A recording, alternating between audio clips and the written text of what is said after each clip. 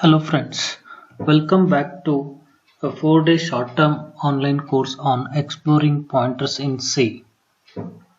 Now let me go to the next topic.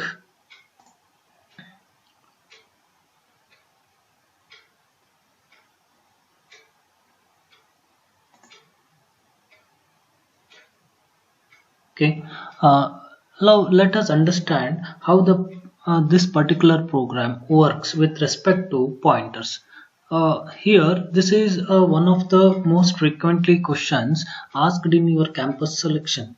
So during the placements, probably you have something program like this where you need to analyze the program and you are supposed to expect what is the expected output.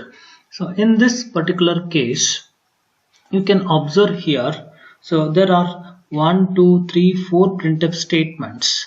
Now in this, first I am trying to initialize integer I. So whenever you have this, I recommend you to write it in this way so that you will never go wrong in analyzing the program. I contains a data 20 and always it has a address. So let us assume that this is 1000. In the second statement, we have declared a pointer variable called ptr. ptr is a variable of type pointer pointing to an integer data type, and we are trying to, so this is what we say, declaration of pointer. So be careful guys. So unless you declare the pointer variable and unless you initialize the pointer, so you cannot use in your program. So here we have initialized the pointer with the address of another variable called I. So which means that I need to write one more memory block where this memory block name is J and it is trying to store the address of I. So here it is nothing but J consisting of address of J, that is 1000. Now so let us assume that this particular statement is not present as of now. So I strike out this. Okay, now let us try to understand what is the output of the first printf statement. The first printf statement say about ptr. What is ptr? ptr is nothing but %i. What is %i? Which is nothing but address of I. Now address of I is nothing but 1000 in this case. So it gives me the address of the I. What is %i? %i is also same thing. I am trying to obtain the address. So this is another way of obtaining the output. And now you can observe that here it is %p, the blindly. Okay, you can say that it is address of some variable. Which variable it is? Just go here and try to find out which variable it is. Right? Okay. I'm sorry, here I should not use J. Here in this case it is PTR. I apologize for the mistake. So it is PTR. Okay.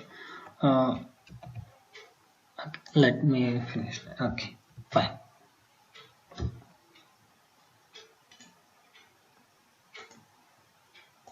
Now, coming to the third printf statement, what is star PTR? Star PTR is straightforward content of this particular address. What is the address that is pointing by PTR? The PTR stores 1000, right? Okay, what do you mean by star? The value at this address, that is value that is going to be stored in the address 1000, that is I need to enter into this address and you need to say the content, that is in this case it is 20. Fine. Okay, now what is the next printf statement? It is a straightforward printf statement. Here it is, so it is also 20. Now what I am trying to do with this, now I insert this particular statement in this case. Now I erase this. Now if this is the case, okay, what is the output there? Now I am trying to say that PTR is equal to 100. Is it the first question whether it is a valid statement or invalid statement, right? Okay. How to identify that? So let me write that PTR star. Fine. So what is PTR? So PTR is nothing but ampersand of I, which is nothing but address. Okay, I go to this particular address. There exists a star, right? So I need to enter into this particular uh, data. Now here I am trying to write that, so overwrite the content by 10. So is it possible or not? Yes, definitely it is possible, and it is a valid statement. No need to worry, it is not a syntactical error. It won't give you the error at all. What we are trying to do, I am trying to enter into this particular address. So PTR give me the address, star means value at that. So there I am trying to rewrite, or I am trying to eliminate 20. I am trying to insert 10 there, which means it is as good as earlier 20 was there. So now I becomes 10. So will this particular statement works or not? I equal to 20, 10. So definitely, so I 20 will be replaced with 10. Similarly, this statement is with respect to pointer.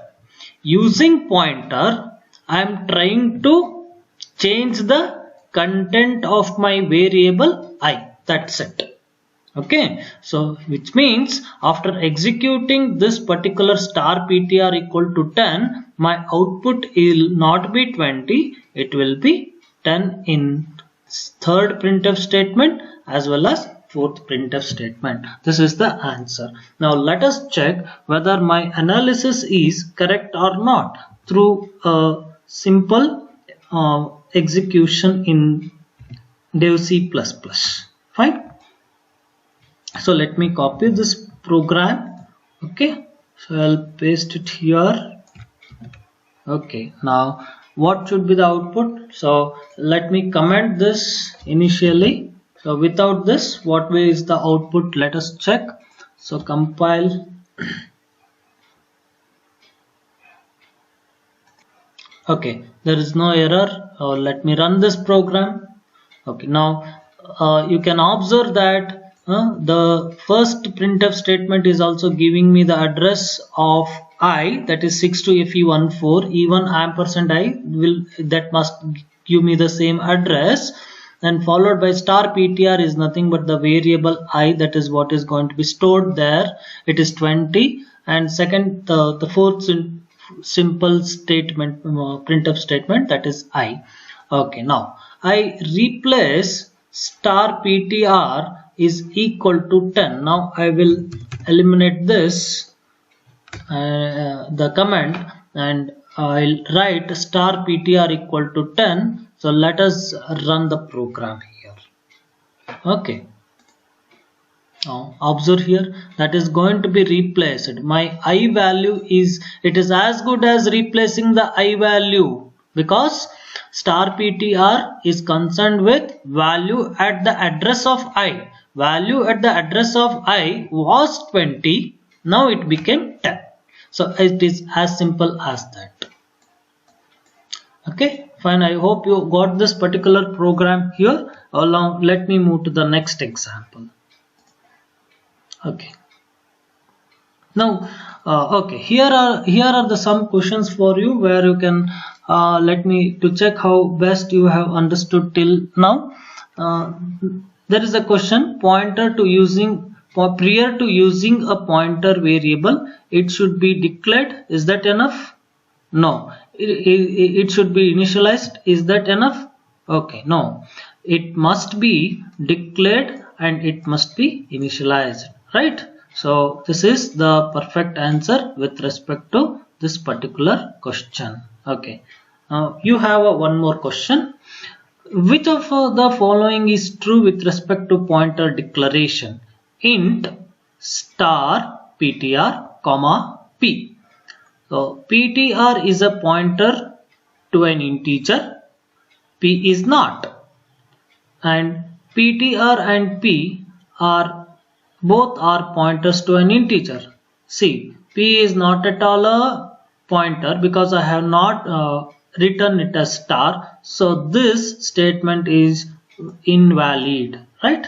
Now ptr and p both are not pointers, so this is also not true because star is there for ptr variable, so it is also not a true statement.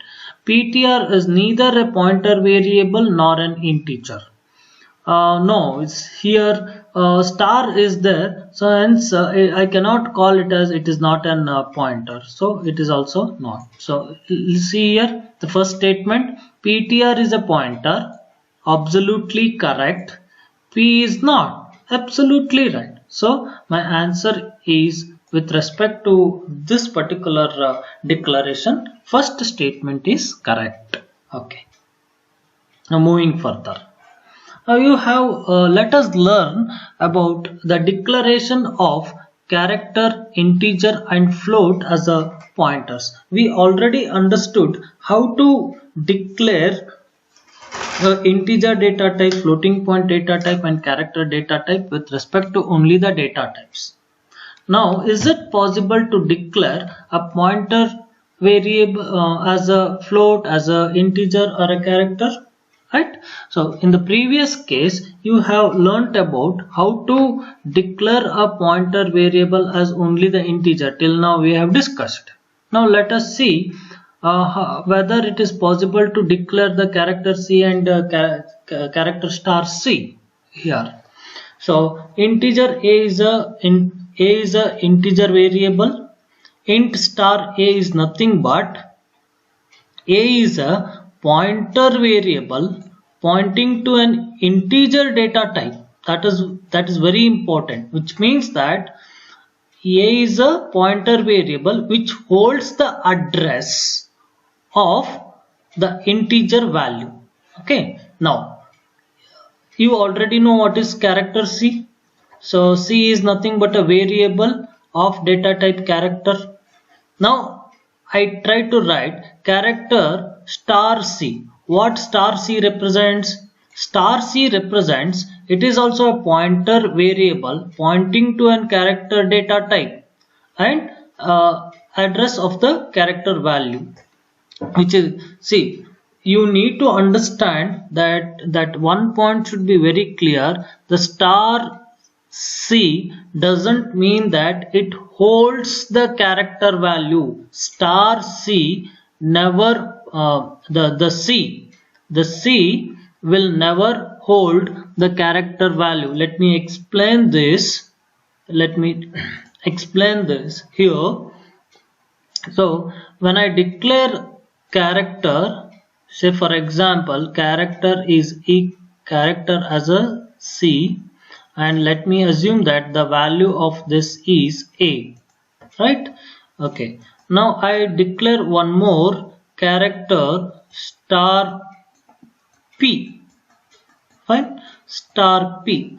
Now I say that P is what? P is a character variable, character pointer, and I try to store the value of C. Now that is what I told. Do not have under the impression that P will going to store an character data type. It must be a address. So address may be either in hexadecimal value or in decimal value. Most of the times it stores in the hexadecimal value. Here I have a C, variable C, which is of character data type. Okay, so I store A here. It has some address. Let me assume 2000. So 2000 is the address of variable C. Now I try to store this. I declare a pointer variable, so that is P. I try to store this address in this pointer variable 2000, right?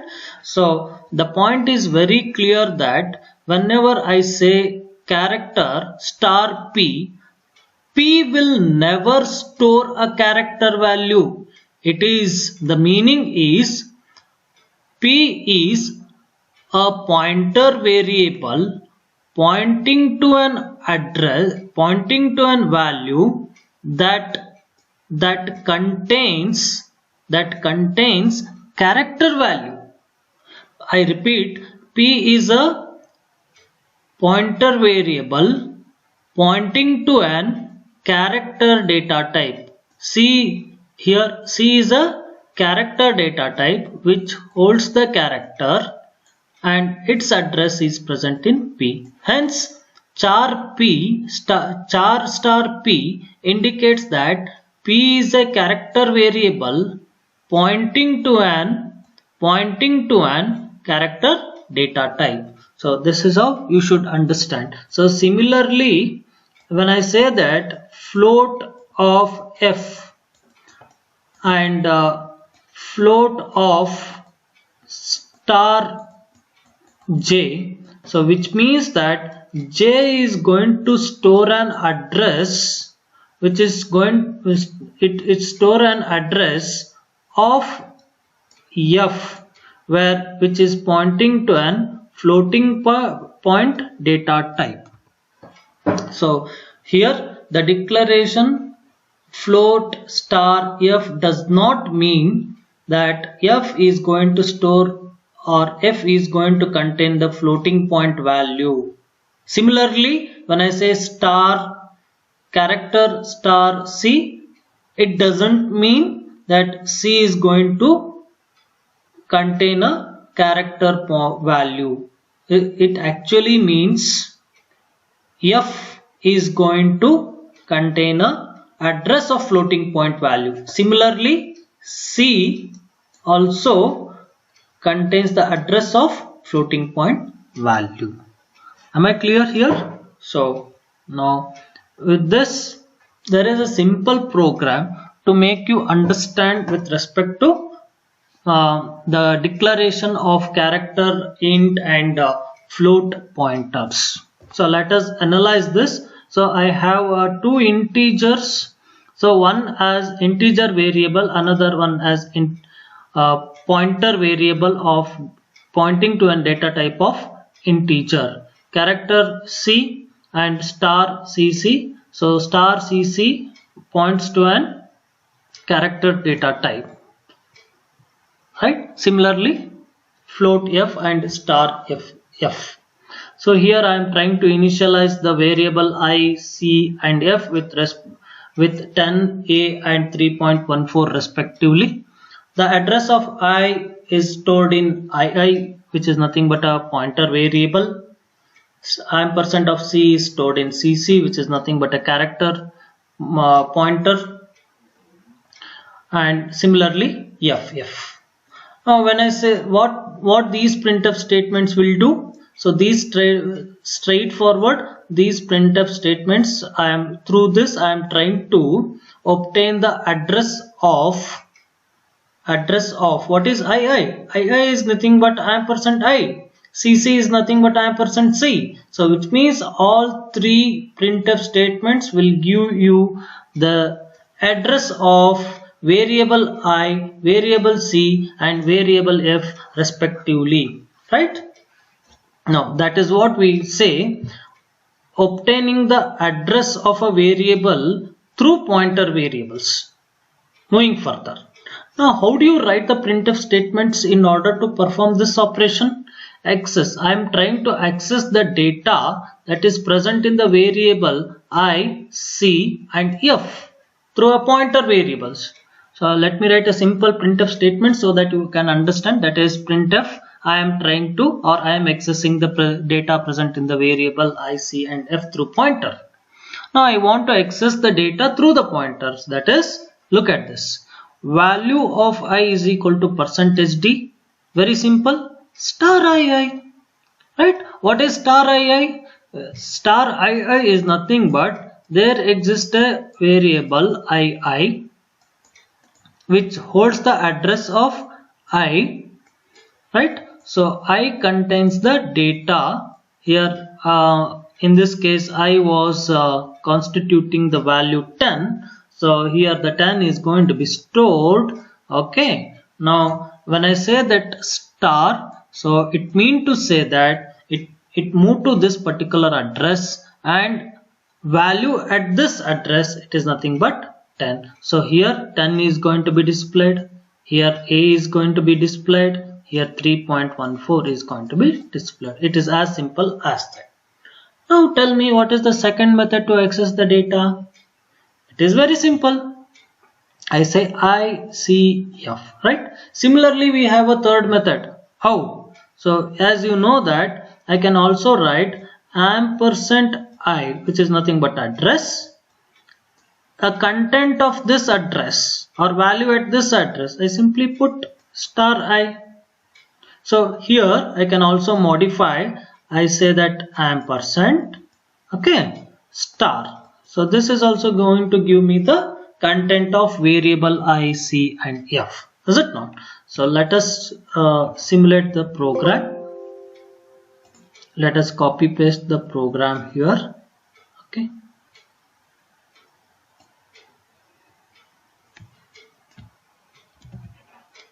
And we'll see how the output works.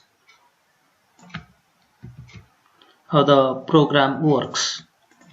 How the program works.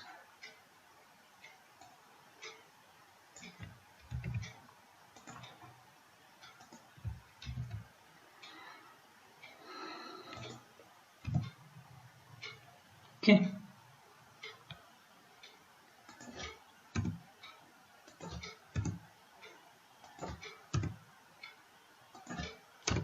You see here the access. This is one way of accessing the variable ICF, and this is another way of accessing the ICF. These printf statement should give me the same output, and here it is respective addresses of ICF, right?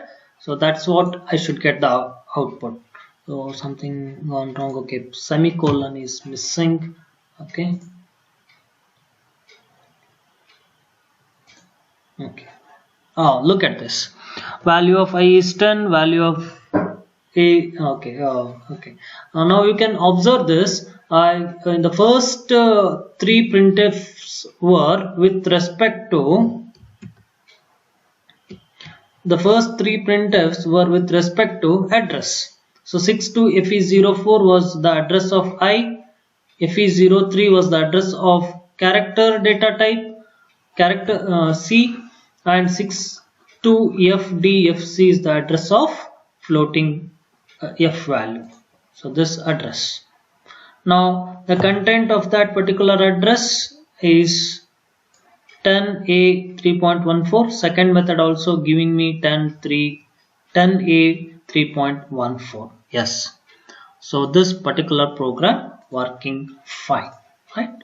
So this is what we did. So we understood how to declare a character, integer and float as a pointers, and how to initialize them. And basically very important thing that we understood that if I declare star C or star CC, the very important point is it doesn't store the character value in it. It stores the address which pointing to character data type. Okay, so let us stop here. In the next part I would like to continue with the few more examples. Okay, keep watching and please subscribe. Thank you very much.